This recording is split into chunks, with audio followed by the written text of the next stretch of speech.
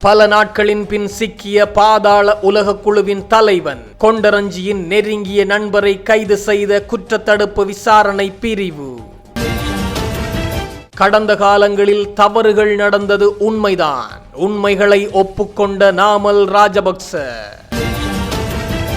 ஈரானை முழுமையாக சுற்றி வளைக்கும் அமெரிக்கா. 10,000க்கு மேற்பட்ட படை வீரர்கள், 100க்கு மேற்பட்ட போர் கண்காணிப்பு விமானங்களுடன் களத்தில் இறங்கிய அமெரிக்கா. விடுதலை புலிகளின் ஆயுதம் இருப்பதாக கடும் தேடுதல் நடவடிக்கை. மட்டக்களப்பில் பெரும் பரபரப்பு. எங்கள் மீது பொய் குற்றச்சாட்டுகளை சுமத்தினாலும் எங்கள் ஆட்சியை கவிழ்க்க முடியாது, மக்கள் இடமளிக்கவும் மாட்டார்கள், அடித்து கூறிய பிரதமர் ஹருணி அமரசூரிய. மீண்டும் பேச்சுவார்த்தைக்கு தயாராகும் அமெரிக்கா மற்றும் ஈரான். நடுநிலைமை வகிக்க போகும் பாகிஸ்தான்.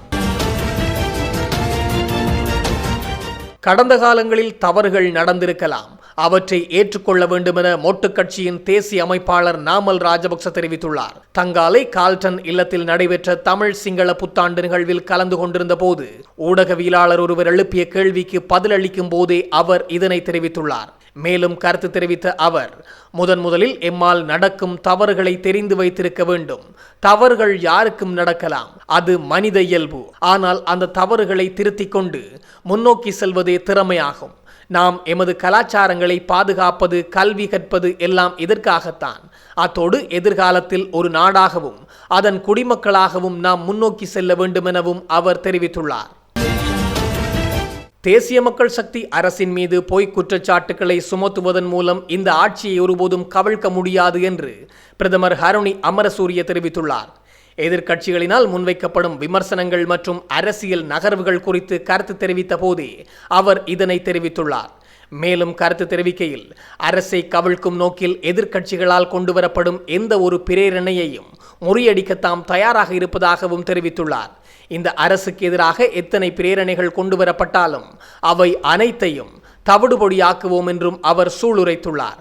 மக்களின் பெரும் எதிர்பார்ப்புகளுக்கு மத்தியில் உருவாகியுள்ள இந்த அரசு திட்டமிட்ட பொய் பிரச்சாரங்களால் வீழ்ந்து விடாது என்று சுட்டிக்காட்டிய அவர், அரசியல் லாபத்திற்காக முன்னெடுக்கப்படும் இவ்வாறான பொய் குற்றச்சாட்டுக்களை மக்கள் நிராகரிப்பார்கள் எனவும் தெரிவித்துள்ளார்.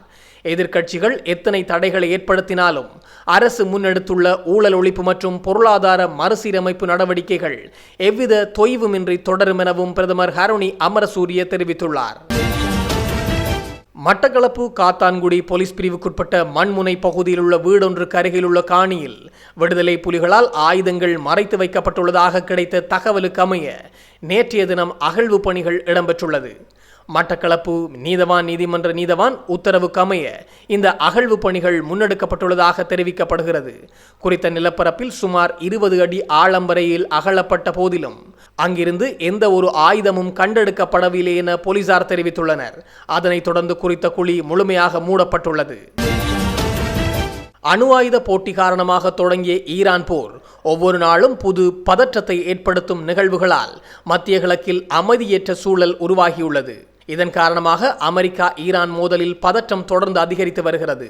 இந்த வரிசையில் ஈரான் துறைமுகங்களை முற்றுகையிடும் நோக்கில் 10க்கு மேற்பட்ட போர்க்கப்பல்கள் மற்றும் பல விமானங்களின் ஆதரவுடன் 10,000க்கு மேற்பட்ட அமெரிக்க மாலுமிகள், கடற்படை வீரர்கள் மற்றும் விமானப்படை வீரர்கள் ஈரானிய துறைமுகங்களுக்குள் நுழையும் மற்றும் வெளியேறும் கப்பல்கள் மீது கடற்படை முற்றுகையை அமுல்படுத்தி வருவதாக அமெரிக்க மத்திய கட்டளை மையம் தெரிவித்துள்ளது.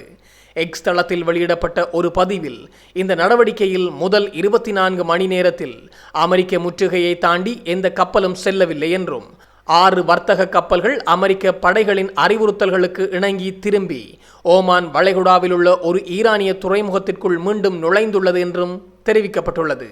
இந்த நடவடிக்கை பாரபட்சமின்றி செயல்படுத்தப்படுவதாக செனட் கூறியுள்ளது.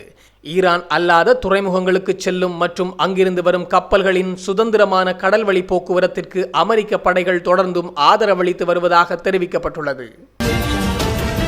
துபாயில் தலைமறைவாக உள்ள ஒழுங்கமைக்கப்பட்ட குற்றக்குழு தலைவர்களின் போதைப்பொருள் வியாபாரத்தை இலங்கையில் முன்னெடுத்து வந்த முக்கிய சந்தேக நபர் ஒருவர் காவல்துறையினரால் கைது செய்யப்பட்டுள்ளார். கொண்ட ரஞ்சித் எனப்படும் துபாயில் தலைமுறைவாக உள்ள பிரபல குற்றக்குழு உறுப்பினரின் நெருங்கிய சகாவான ஹெடோப் துசார என்பவருக்காக இலங்கையில் போதைப் பொருள் விநியோகத்தை முன்னெடுத்து வந்த மாரவில அகில என்பவரை இவ்வாறு கைது செய்யப்பட்டுள்ளார். பலான ஊழல் தடுப்பு பிரிவின் நிலைய பொறுப்பதிகாரி இந்திக வீரசிங்கவுக்கு கிடைத்த ரகசிய தகவலின் அடிப்படையில் தும்மலதனிய பகுதியில் மேற்கொள்ளப்பட்ட விசேட சோதனை நடவடிக்கையின் போது இவர் கைது செய்யப்பட்டுள்ளார். இன்று காலை இடம்பெற்ற சோதனையின் போது சந்தேக நபரிடமிருந்து 120 கிராம் 580 மில்லிகிராம் ஹெரோயின் மற்றும் 53 கிராம் 610 மில்லிகிராம் ஐஸ் போதைப் பொருளும் கைப்பற்றப்பட்டுள்ளன. கைப்பற்றப்பட்ட போதைப் பொருளின் மொத்த மதிப்பு 75 லட்சம் ரூபாய்க்கும் அதிகமாக இருக்கலாம் என தெரிவிக்கப்பட்டுள்ளது. கைது செய்யப்பட்ட சந்தேக நபர் மேலதிக விசாரணைகளுக்காக வென்னப்புவ காவல் நிலையத்தில் ஒப்படைக்கப்பட்டுள்ளார். ஈரானுடனான போர் மிக விரைவில் முடிவுக்கு வர உள்ளதாக அமெரிக்க ஜனாதிபதி டொனால்ட் ட்ரம்ப் அறிவித்துள்ளார். எதிர்வரும் நாட்களில் பாகிஸ்தானில் ஈரானுடன் 2வது சுற்று நேரடி பேச்சுவார்த்தை நடைபெறும் என்றும் டொனால்ட் ட்ரம்ப் தெரிவித்துள்ளார். பாகிஸ்தானில் வார இறுதியில் முடங்கியிருந்த பேச்சுவார்த்தைகளை தொடர்ந்து அமெரிக்க அதிகாரிகளுக்கும் ஈரானிய பேச்சுவார்த்தையாளர்களுக்கும் இடையிலான அமைதி பேச்சுவார்த்தைகள் வியாழக்கிழமை மீண்டும் தொடங்கும் என எதிர்பார்க்கப்படுவதாக தகவல் வெளியாகியுள்ள நிலையிலேயே இந்த கருத்தினை டொனால்ட் ட்ரம்ப் தெரிவித்துள்ளார். இந்த நிலையில் டொனால்ட் ட்ரம்பின் இந்த அறிவிப்பு சர்வதேச சந்தையில் நிலவும் பதற்றத்தை குறைக்க உதவும் எனவும் எதிர்பார்க்கப்படுகிறது. இதேவேளை துணை ஜனாதிபதி ஜே.டி. வென்ஸ் மற்றும் வெள்ளை மாளிகையின் மூத்த அதிகாரிகள் தெஹ்ரானின் அணுசக்தி திட்டம் மற்றும் செறிவூட்டல் திட்டங்கள் தொடர்பாக கடந்த வார இறுதியில் பாகிஸ்தானில் ஈரான் அதிகாரிகளுடன் பேச்சுவார்த்தை நடத்தினர். பேச்சுவார்த்தைகளில் எந்த திருப்பு முனையும் ஏற்படவில்லை என்று கூறப்பட்டாலும் பெரும் முன்னேற்றம் ஏற்பட்டுள்ளதாகவும் இந்த மோதலின் அடுத்த கட்ட நடவடிக்கைகளில் ஈரானே தீர்மானிக்கும் நிலையில் இருப்பதாகவும் வென்ஸ் தெரிவித்துள்ளார். ஏப்ரல் 19ஆம் திகதியை விசேட வழிபாடு தினமாக கத்தோலிக்க திருச்சபை அறிவித்துள்ளது. 2019ஆம் ஆண்டு இடம்பெற்ற உயிர்த்த ஞாயிறு குண்டு தாக்குதலில் உயிரிழந்த மற்றும் பாதிக்கப்பட்டவர்களை நினைவுகூரும் வகையில் இந்த அறிவிப்பு வெளியிடப்பட்டுள்ளது. இந்த அறிவிப்பை கொழும்பு பேராயர் கர்தினால் மல்கம் ரஞ்சித்தாண்டகை தெரிவித்துள்ளார். தாக்குதலில் உயிரிழந்தவர்களின் குடும்பத்தினர் நீண்ட காலமாக எதிர்பார்த்து வரும் நீதி உண்மைகள் வெளிவர வேண்டும் என்பதை இந்த பிரார்த்தனையில் முன்வைப்பதாகவும் அவர் தெரிவித்துள்ளார். அன்றைய தினம் நாட்டின் அனைத்து கத்தோலிக்க தேவாலயங்களிலும் விசேட வழிபாடுகள் மற்றும் ஆராதனைகள் நடைபெறும் எனவும் அறிவிக்கப்பட்டுள்ளது. தாக்குதலின் பின்னணியில் உள்ள உண்மைகள் மற்றும் சூத்திரதாரிகள் வெளிச்சத்திற்கு வர இறைவனிடம் வேண்டுமாறும் கோரிக்கை விடுக்கப்பட்டுள்ளது.